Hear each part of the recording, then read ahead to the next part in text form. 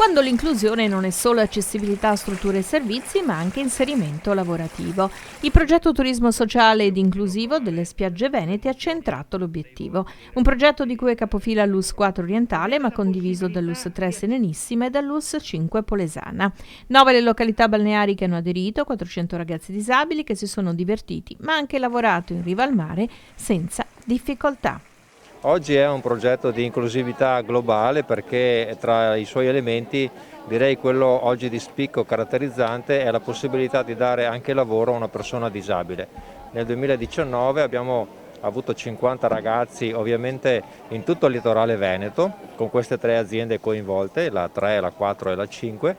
Ragazzi che hanno potuto fare un'esperienza lavorativa, un'esperienza per loro, per noi, per chi li ha accolti, per i datori di lavoro e anche per le famiglie che hanno in qualche modo sperimentato la possibilità di lasciarli andare e di fare un'esperienza di questo tipo in totale autonomia.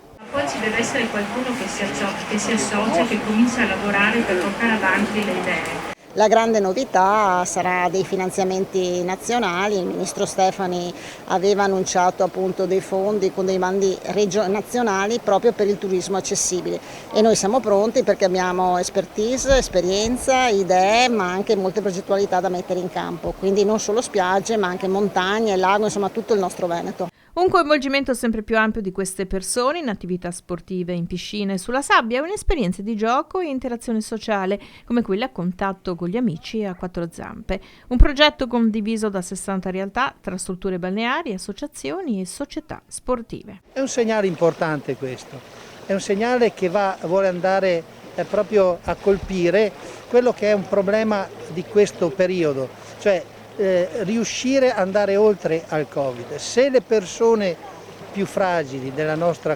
società, le persone più deboli, magari quelle un pochettino più dimenticate, riescono a rilanciare la loro vita e avere una collocazione anche lavorativa all'interno della società, questo è un segnale per tutti noi per poter riprendere la nostra vita e ricominciare dopo il grande problema che abbiamo affrontato in questi 2 anni. Un bilancio più che soddisfacente che si è concluso con il giusto riconoscimento per tutti questi lavoratori speciali. La consegna degli attestati è avvenuta al Centro Storia di Sottomarina, un momento di festa ma anche di legittima soddisfazione per un progetto che punta a coinvolgere anche laghi e montagne. 33 le persone diversamente abili impegnate durante l'estate in alberghi, campeggi, stabilimenti balneari, bar e ristoranti.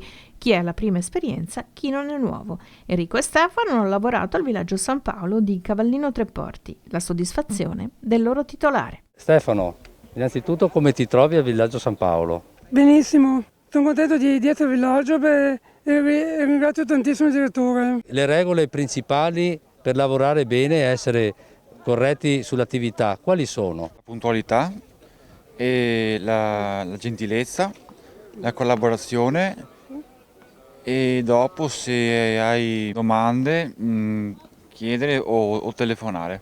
L'esperienza che io ho vissuto con loro ma anche con altri perché non sono solo loro a villaggio è stata questa, cioè capire innanzitutto che ogni persona, ognuno di noi ha delle caratteristiche e ovviamente anche loro. Ma le caratteristiche che hanno loro soprattutto sono in grado di trasmetterle, vuol dire che ti insegnano e ti aiutano nel che cosa fare.